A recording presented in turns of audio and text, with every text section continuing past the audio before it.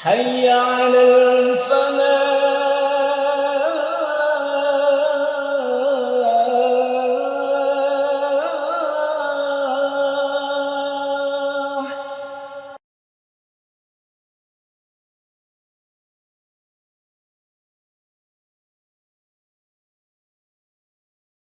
Bismillahirrahmanirrahim. Assalamualaikum warahmatullahi wabarakatuh.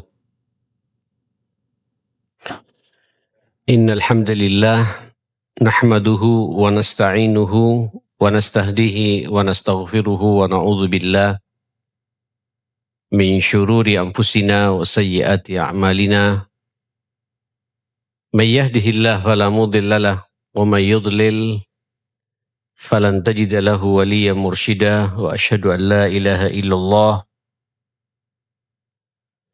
wahdahu la syarika lah wa asyhadu anna nabiyana wa imamana Muhammadan abduhu wa rasuluh arsalahu Allahu rahmatan lil alamin.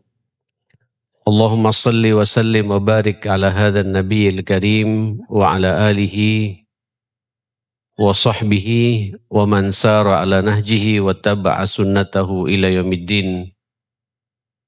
Ya ayyuhalladzina amanu taqullaha haqqa tuqatih wa la tamutunna illa wa antum muslimun. Rabbi syrah li sadri wa yassir li amri wahlul 'uqdatam min lisani yafqahu qawli, amma ba'd. Tema kita pada malam ini al-banat. Kalau jenengan melihat YouTube kami di Masjid Al-Falah ini, dulu mungkin setahun 2 tahun yang lalu kita membahas tentang al-aulad, amanah anak yang Allah berikan kepada kita. Itu karunia besar, di satu sisi nikmat, di sisi yang lain juga amanah dari Allah Subhanahu wa taala. Dan secara khusus para ulama di antara anak-anak ini perlu perhatian tersendiri bagi kita manakala ada di antara kita diberi oleh Allah anak perempuan. Jemaah sekalian, kita tidak hidup di masa jahiliyah. Kalau di masa jahiliyah, anak perempuan itu dianggap membawa petaka, membawa masalah. Kalau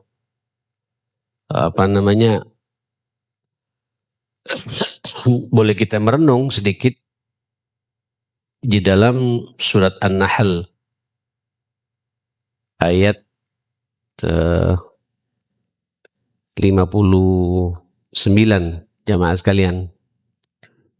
Itu jelas bagaimana Allah memberikan gambaran kepada kita potret masyarakat jahiliyah. Itu sebenarnya tidak hanya di jahiliyah di masa masyarakat Arab, Bapak, di Romawi, di Persia, negara-negara besar pada waktu semuanya hampir sama mensikapi anak perempuan, lahirnya anak perempuan. A'udzubillahi minasyaitonirrajim. Wa idza busyira ahaduhum bil unsa, apabila diberi berita kepada salah seorang di antara mereka lahirnya anak perempuan, itu langsung orang tuanya, jemaah sekalian, ayahnya itu dhalla wajhu, berubah wajahnya, Bapak. Berubah wajahnya. Muswaddan, itu kemerah-merahan sampai mendekati gelap mukanya itu. Wa huwa kadhim, karena menahan marah, emosi, nggak terkendali. Jadi kalau dia nikah dengan istrinya, terus lahir anak perempuan, itu aib kayak ditampar, jemaah sekalian. Malu betul. Itu sampai begitu emosinya, darah naik ke kepalanya, muswaddan. Muswaddan ini diambil kata aswad, Pak, hitam. Merah kehitam-hitaman. Wajahnya itu kelihatan sekali. Kayak orang kesurupan. Wa huwa kadhim, menahan emosi. Allah mengatakan yatawara minal qaum min su'i ma busyira bih. Kemudian mereka lari dari kaumnya. Jadi kalau tinggal di daerah Fala ini Pak, terus menghindar, tidak ingin menunjukkan mukanya beberapa bulan, ya. Min su'i ma busyira bih, dengan ketika mendengarkan kabar buruk yang diberitakan kepadanya, lahirnya anak perempuan. Muncul sebuah keputusan Bapak. Ayum sikuhu ala hunin, akankah saya pelihara anak gadis ini, perempuan ini dalam kondisi saya dihinakan, akan menjadi manusia hina. Jadi dia anggap kalau punya anak perempuan terhina Bapak. Atau yadussuhu fit turab, baiknya kita pendam saja hidup-hidup, dikubur hidup-hidup Pak. Jadi dulu di masa jahiliyah seperti itu jamaah sekalian. Jadi ketika dikasih karunia anak laki-laki, itu senangnya luar biasa. Bahkan mereka, mohon maaf, itu munculnya syariat akikoh itu Bapak. Itu akikoh bukan syariat kita aslinya Bapak. Akikoh itu adalah budaya jahiliyah. Karena di situ ada nilai yang sangat bagus, yaitu rasa bentuk syukur kepada Allah Subhanahu wa taala atas lahirnya manusia baru sebagai khalifatullah. Mereka kemudian menyembelih kambing.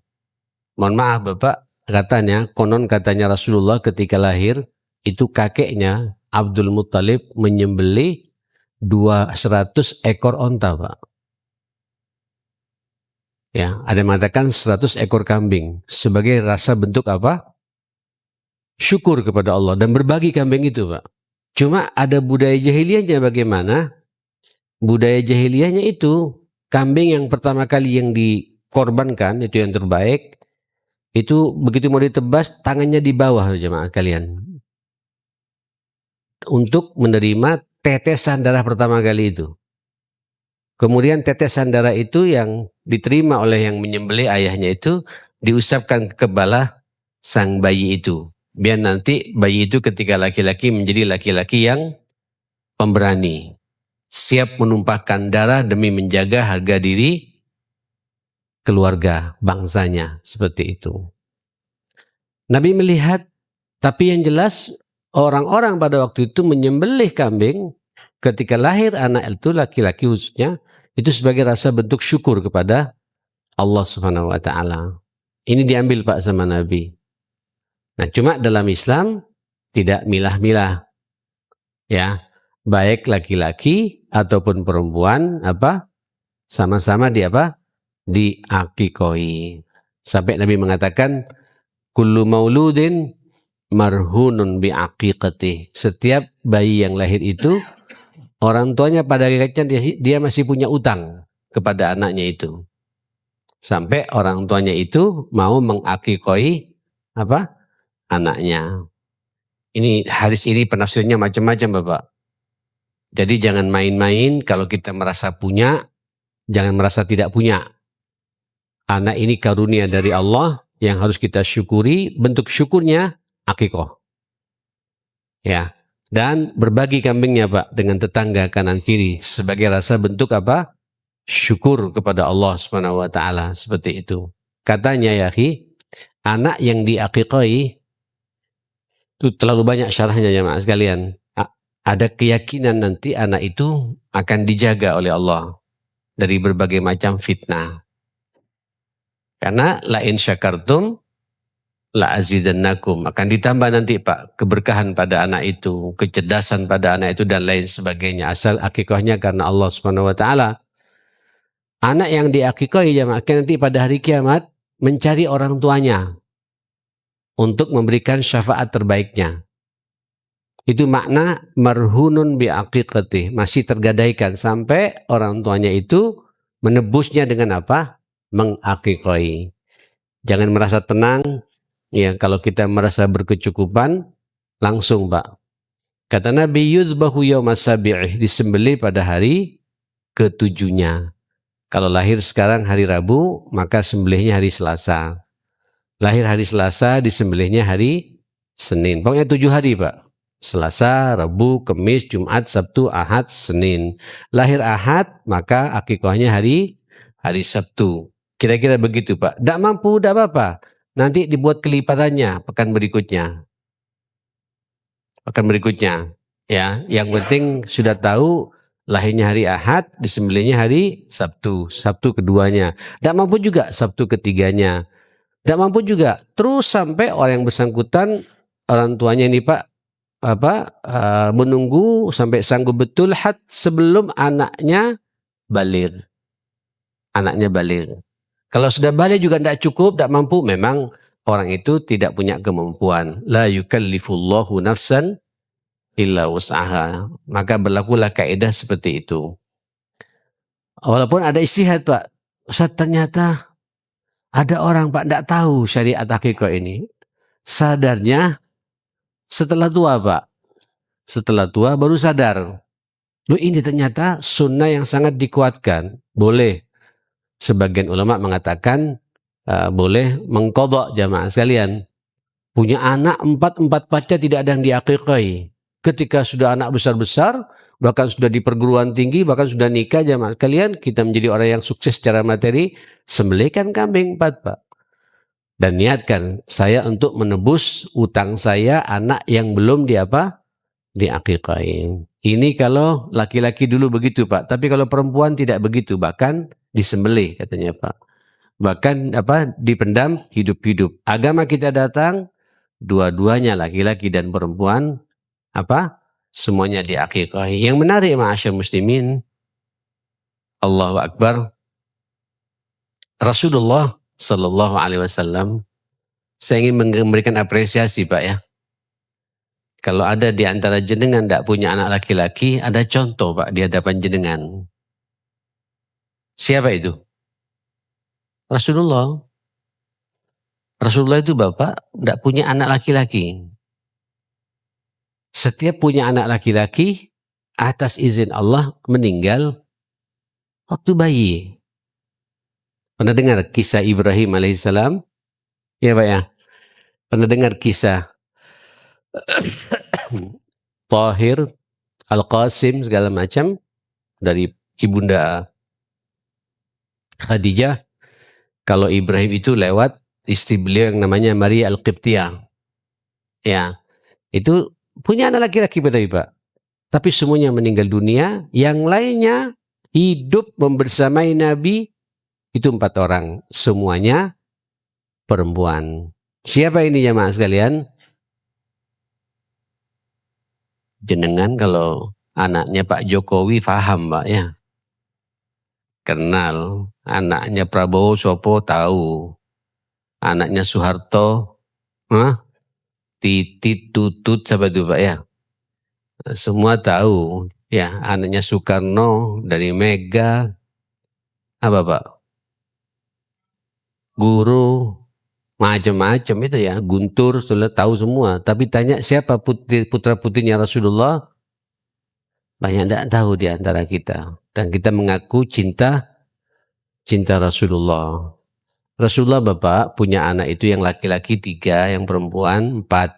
Yang 3 itu 3-3-nya meninggal dunia ketika bayi. Ibrahim, Al-Qasim, kemudian Tahir, ya, semua meninggal dunia.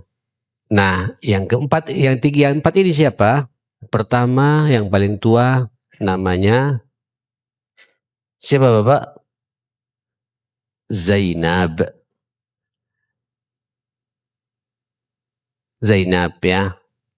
Zainab dulu sama Nabi ketika nikah, dinikahkan sama Nabi. Islam belum, Nabi masih belum jadi Nabi. Dinikahkan sama Nabi ketika Nabi diutus oleh Allah menjadi seorang Rasul. Nabi kita ini SAW itu mantunya tidak mau masuk Islam Mbak. Suaminya Zainab ini. Sampai akhirnya pisah. Nah setelah itu, siapa jemaah sekalian?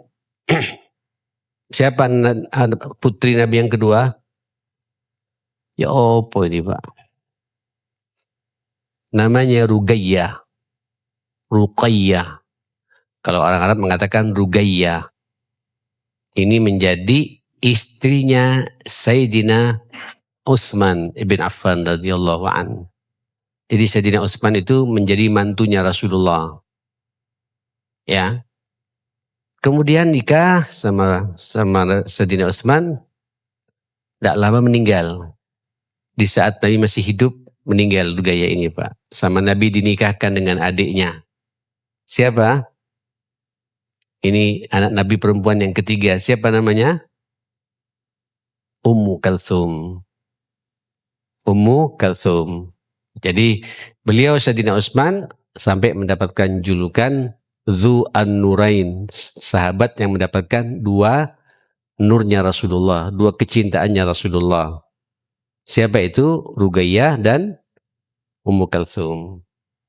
Subhanallah. Yang keempat sekarang. Siapa anak Nabi yang terakhir ini Bapak? Fatimatuz Zahra radhiyallahu anhunna jami'an. Ini dulu Bapak. Ya maklum ya. Karena itu para sahabat kan sangat dekat dengan masa jahiliyah ya. Sebelum Islam datang kan masa jahiliyah Pak. Masih ada perasaan anak perempuan itu dianggap apa?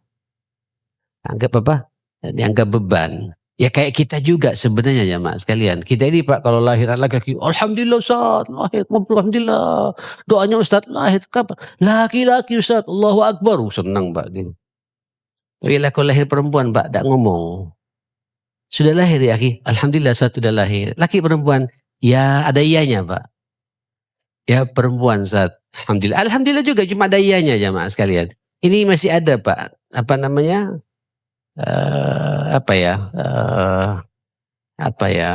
Sinyal-sinyal kejahiliahan sedikit masih ada pada diri kita. Lebih bangga dengan anak laki-laki. Saudara yang dimuliakan Allah Subhanahu wa taala, subhanallah, itu ketika Nabi ibunda kita Khadijah lahir, anak yang terakhir karena sudah berumur Pak. Umur 50 berapa ibunda Khadijah itu jamaah sekalian, masih bisa punya anak Pak, karena memang Imra'atu Quraisy ini dikenal haidnya cepat, menopause-nya lama Pak. Itu orang Quraisy jamaah sekalian.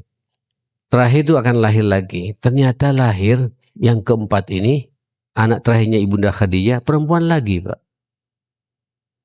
Para sahabat ingin tahu bagaimana raut muka Rasulullah ketika anak yang terakhir lahir lagi perempuan. Setiap laki-laki meninggal. Tiba-tiba yang masih hidup itu Zainab ada, Ruqayyah ada, Ummu Kalsum ada, lahir lagi perempuan lagi gitu. Faqila ya Rasulullah, maka disampaikan para sahabat mencoba untuk tahu bagaimana wajahnya Rasulullah sallallahu alaihi wasallam. Innaha unsa ya Rasulullah, rupanya ibunda Khadijah, engkau sudah punya anak lagi tapi sepertinya perempuan ya Rasulullah gitu. Coba lihat Pak jawaban Nabi. Faradda alaihim salawatullahi wassalamuhu alaih bilisanin yaqin wa mantiqul haqqil mubin. Dijawab sama Nabi dengan lisan, dengan bahasa yang penuh keyakinan, ya, bahasa yang hak, penuh, nyata betul, dan kelihatan wajah Nabi itu kan sumringah betul Pak. Apa kata Nabi? Kata Nabi, hiya raihanatun asyummuha gitu. Dia ini Fatimah yang terakhir ini Pak, saya telah mencium semerbak bunga raihana. Raihana Pak? Raihana Pak? Bunga mawar yang wewangiannya sudah menyentuh hidungku kata Nabi. Jadi Pak, para sahabat ditunjukkan sama Nabi jangan main-main dengan anak. Anak ini karunia. Biar perempuan ini karunia besar dari Allah Subhanahu wa taala. Laki dan perempuan, karena yang menghibahkan karunia anak itu siapa? Allah Pak. Yang menentukan juga Allah. Yang menentukan bahwa kita nanti punya laki-laki perempuan, semua yang menentukan Allah Subhanahu wa taala. Bapak Ibu, Allahu Akbar. Apa kata Allah Subhanahu wa taala? Lillahi mulkus samawati wal ard. Bagi Allah yang memiliki langit-langit dan bumi ini. Yahabu liman yasha, yakhluqu ma yasha. Allah menciptakan segala sesuatu sesuai dengan kehendaknya, jamaah sekalian. Jadi apa menciptakan ini, menciptakan itu, Allah yang punya kehendak, jamaah sekalian. Terus buat kita suami istri ini yang punya anak, Allah mengatakan yahabu liman yasha'u inasa wa yahabu liman yasha'u az-dzukura. Dan sengaja Allah menghibahkan kepada kalian semua sesuai dengan apa yang ia kehendaki. Akan lahir anak perempuan dan akan lahir anak laki-laki. Bapak, ya Allah, saya jujur Bapak, ketika membahas bab ini, apa ya, ada rasa kecemburuan Bapak. Karena ada apresiasi dari Rasulullah. Saya bacakan saja hadisnya, jamaah sekalian. Hadis ini riwayat Imam Muslim dari sahabat Anas bin Malik, pembantu Rasulullah, anin Nabi sallallahu alaihi wasallam, man 'ala jariyataini hatta tablugha jaa yaumil qiyamati ana wa huwa kahataini ilal jannah wa dhamma asabi'ahu. Ya Allah, barang siapa diberi karunia oleh Allah memiliki 2 anak perempuan. Tolong Bapak dengarkan ini. Barang siapa dikaruniai oleh Allah 2 anak perempuan. Apa Pak? Dia jaga dengan betul, dia rawat dengan betul, dia kasih makan dari rizki yang halalan tayyiban, disekolahkan sekolah yang baik. Terus dibesarkan sampai anak ini bisa salat dengan benar, dewasa, bisa nutup auratnya dengan benar. Apalagi kita sampai menikahkan 2 anak ini, ada kepastian kata Nabi, 2 orang tuanya ini yang memiliki 2 anak perempuan, ayah dan ibunya, nanti ke surga bersamaku bagaikan 2 jari ini. Bapak, ini karunia dari Allah, jenengan yang punya anak perempuan, tersenyumlah Pak. Berbahagialah. Karunia besar di depan mata, surga di depan mata. Bahkan masuk surganya sampean dibersamai siapa? Rasulullah. Asal kita ala Pak. Sukses mengawal, membesarkan anak gadis kita menjadi anak gadis yang siap menjadi ibu rumah tangga yang baik ke depannya, jamaah sekalian. Salatnya benar, nutup auratnya dengan benar, bisa baca Quran dengan benar, ada kepastian masuk surga bersama Rasulullah. Saya cemburu Bapak. Karena anak saya 4-4-nya laki-laki. Anak saya 4-4-nya laki-laki Pak. Demi Allah saya bersumpah ini pengajian Bapak. Saya bahkan mohon pada Allah Subhanahu wa taala ketika saya awal nikah, Pak. Saya nikah itu dapat 1 bulan saya tinggal istri saya, Pak. Saya berangkat melanjutkan kuliah saya lagi. 6 bulan setelah itu baru saya balik. Tiba-tiba nyampe di Riyadh, di ibu kota di Saudi itu, di tempat saya sekolah, dapat berita sepekan berikutnya bahwa istri saya hamil, Pak. Saya berdoa tiap malam, Bapak. Tiap hari. Ya Allah karuniakan saya anak perempuan. Karena saya tidak punya saudara Pak. Dan saya setiap lihat anak kecil perempuan saya senang Pak. Lucu. Ya. Membahagiakan gitu. Allah Akbar. Dan jadikan dia dokter. Dia bilang. Kenapa jemaah sekalian? Saya terharu Bapak. Saya hampir tiap tahun liburan itu selalu mengadakan pelatihan dengan sesama mahasiswa. Masa liburan 3 bulan di Indonesia terus mengadakan pelatihan-pelatihan dakwah dengan kampus-kampus.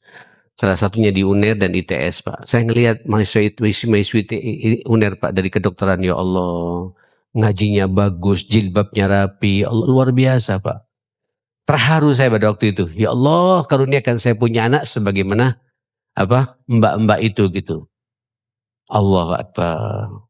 Muncul Pak lahir anak laki-laki Pak. Saya namakan Saleh, nama orang tua saya jamaah sekalian. Subhanallah jadi dokter betulan, Mbak.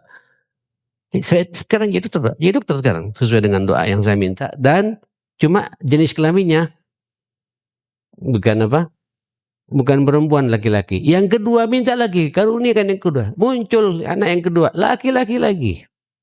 Yang ketiga sampai nangis di depan Ka'bah, ya Allah, laki-laki, ya Allah Pak, yahabu liman yasha'u inatha wa yahabu liman yasha'u dzukura. Allah yang beri kehendak jemaah sekalian.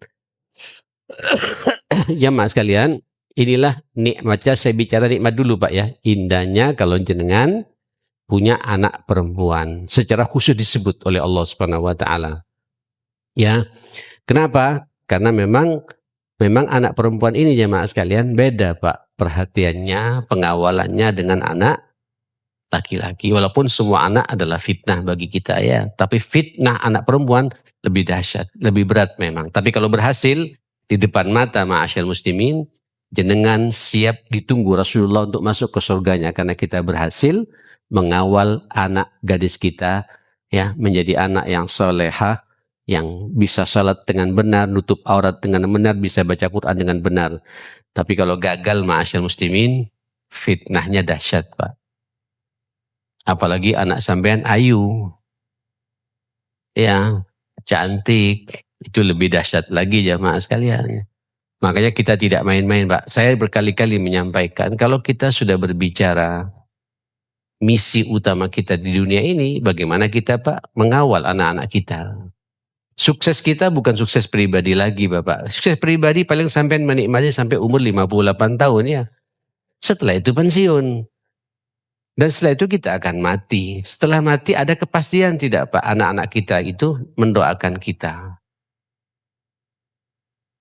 Inilah bab yang kita bahas. Secara khusus kita sekarang berbicara masalah anak perempuan.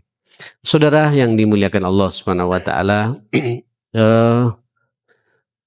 ya walaupun anak laki-laki kalau bahasa ibu saya Bapak, saya masih ingat sampai sekarang. Rahimahullah, rahmatul abra wa rahmatul amwatul muslimin semuanya Pak ya. Iya hati-hati Mat ya, manggil saya mau saya kenceng Pak. Saya dikawal sama, dibina sama ibu saya dengan ketulusannya dan keikhlasannya luar biasa. Dia tidak tahu Pak ilmu mendidik anak. Cuma dalam benaknya saya harus sukses ngawal anak saya jadi anak yang saleh. Ya caranya dengan cara dia. Ya mas sekalian, dipukul, aduh macam-macam ya Mak. Saya tidak melihat itunya sekarang Pak. Saya melihat bagaimana ketulusan dia mengawal kita ini jemaah sekalian. Ya hati-hati Mat, hati-hati ente. Ya gara-gara saya pulang ke rumah Pak, terlambat. Malam biasanya saya jam 8 sudah di rumah, ini sampai setengah 9, jam 9 tidak datang. Langsung muntap dia Pak. Hati-hati, memang laki-laki tidak hamil, tapi bisa menghamili. Wah dahsyat juga omongan ini Pak. Laki-laki tidak hamil, tapi bisa menghamili. Memang betul Pak, kalau hata anak laki-laki kalau kita santai, berat juga Pak, jadi fitnah juga. Apalagi saya belum bicara narkoba, belum bicara pergaulan bebas, segala macam. Seperti itu. Laki perempuan sama-sama saat ini. Walaupun perempuan lebih apa? Lebih kita harus sangat hati-hati mengawalnya. Karunia di depan kita luar biasa ma'asyar muslimin. Saudara yang dimuliakan Allah Subhanahu wa taala, Aisyah radhiyallahu anha berkata,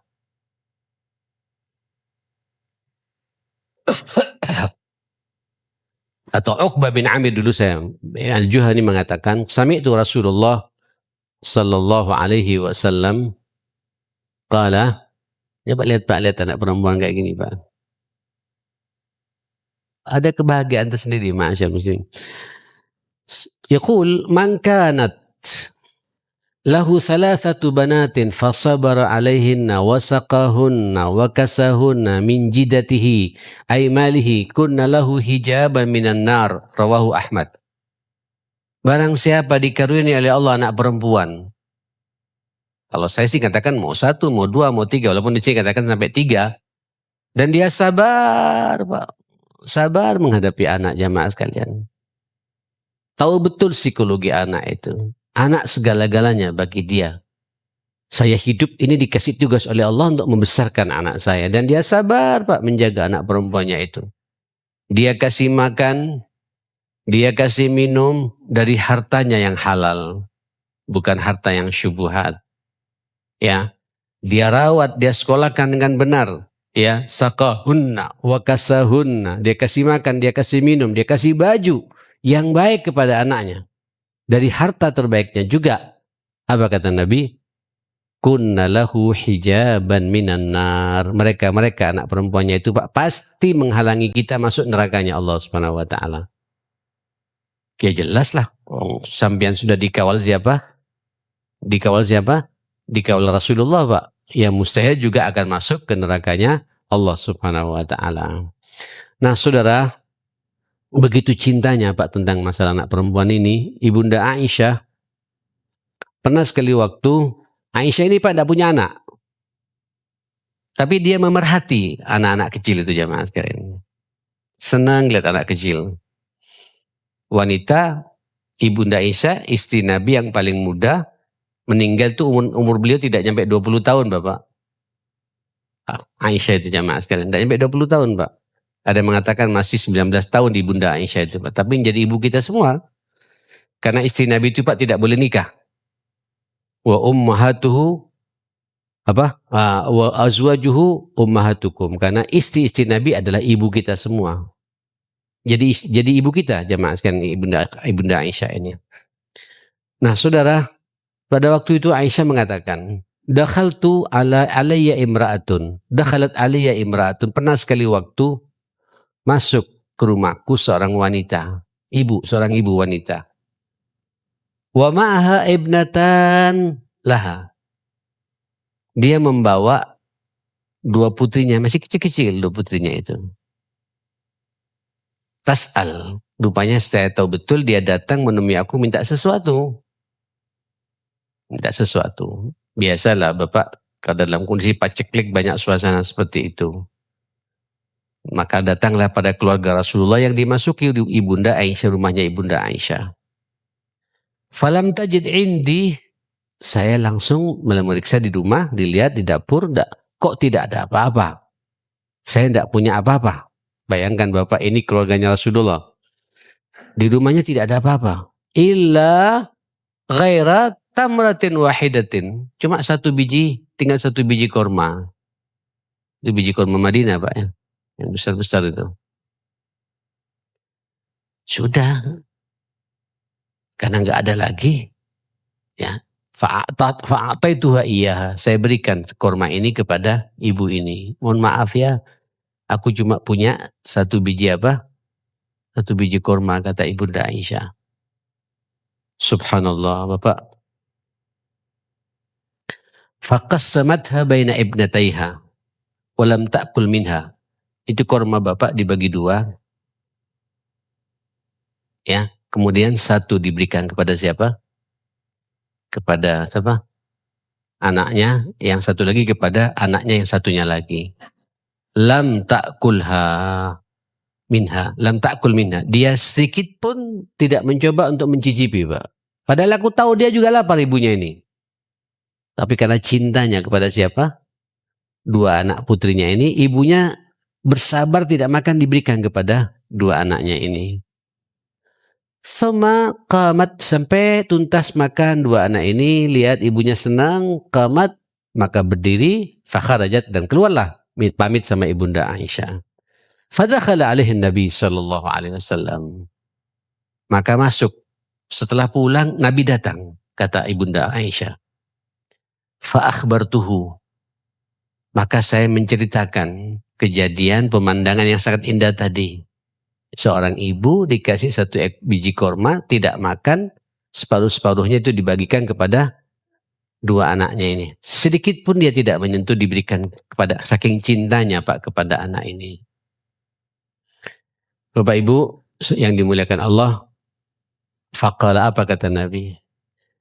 Manubtiliya min hadhil banati bisyai'in fa ahsana ilaihinna kunna lahu sitran minan nar, muttafaqun alaih. Siapa-siapa seorang ibu yang diuji dengan anak perempuannya. Perhatikan Bapak, ini kan ujiannya ujian lapar ya. Dia lapar, anaknya juga lapar, ujian Pak.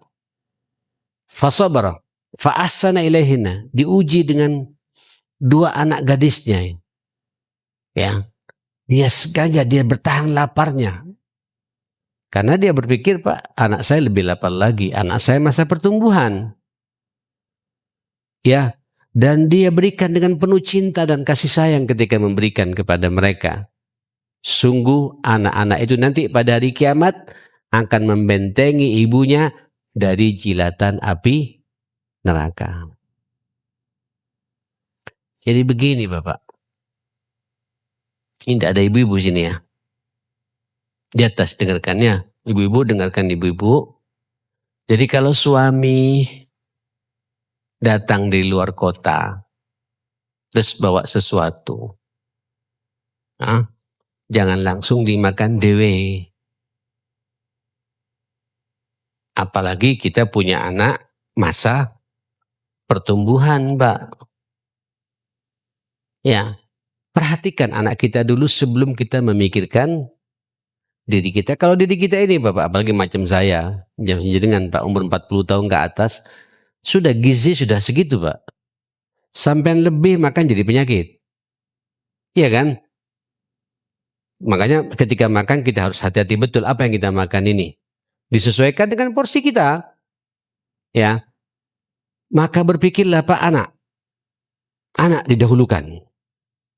Ketika anak terpenuhi gizinya, terpenuhi kesehatannya, anak bahagia karena pemberian kita Pak. Itu pasti anak kita itu bisa menjaga kita, membebaskan kita dari api neraka.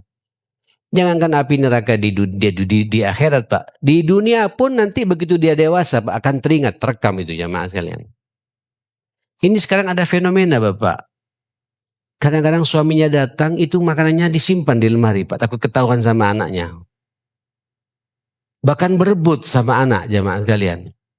Tukaran sama anak untuk apa? Makan lebih duluan. Seharusnya Pak kasihkan sama anak. Kalau kita itu sudah selesai Pak jamaah sekalian. Ya. Dan bahkan dengan begitu Pak anak berpikir Pak. Masya Allah mamaku lebih mendahulukan aku. Itu akan terekam Pak. Masa tuanya akan hormat sama jenengan Pak. Sebelum merasakan sorga sebenarnya di akhirat Pak. Sorga dunia akan sampai melihat Pak. Bagaimana hormatnya mereka kepada kita di masa tua kita, ma'asyar muslimin. Ini anak perempuan Pak ya, terutama anak perempuan, tolong dijaga Pak ya, dijaga. Apalagi anak kita Pak yang perempuan, ya sempurna, ya dikawal, salatnya dengan benar, ngajinya dengan benar, sampai banyak hafalan Qur'annya karena kita yang ngawal. Allahu Akbar, itu karunia besar Bapak. Surga di depan mata kata Nabi Sallallahu Alaihi Wasallam. Nah, saudara, di sini bahasa Nabi cukup jelas Pak.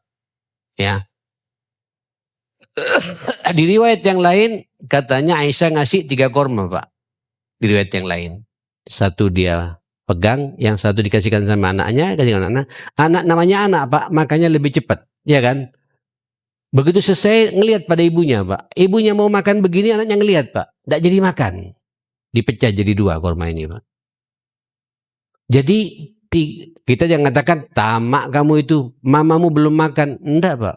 Justru ibunya sabar, dipecah, rupanya anaknya kurang Pak. Diberikan pada anak itu Pak. Allahu Akbar. Innallaha qad aujaba laha biha al-jannah. Kata Nabi, ini hadis riwayat Muslim. Allah mewajibkan kepada ibunya untuk masuk surga. Ke riwayat Allah membebaskan orang ini dari nerakanya Allah Subhanahu wa taala. Karena apa? Karena perhatian kepada putri-putrinya. Ya wis cukup sudah dan Rabbana atina fid dunya hasanah wa fil akhirati hasanah wa qina adzabannar. Sallallahu ala Muhammadin wa alihi washabihi wasallam. Alhamdulillahirabbil alamin. Subhanakallahumma wa bihamdika asyhadu an la ilaha illa anta astaghfiruka wa atubu ilaik. Assalamualaikum warahmatullahi wabarakatuh.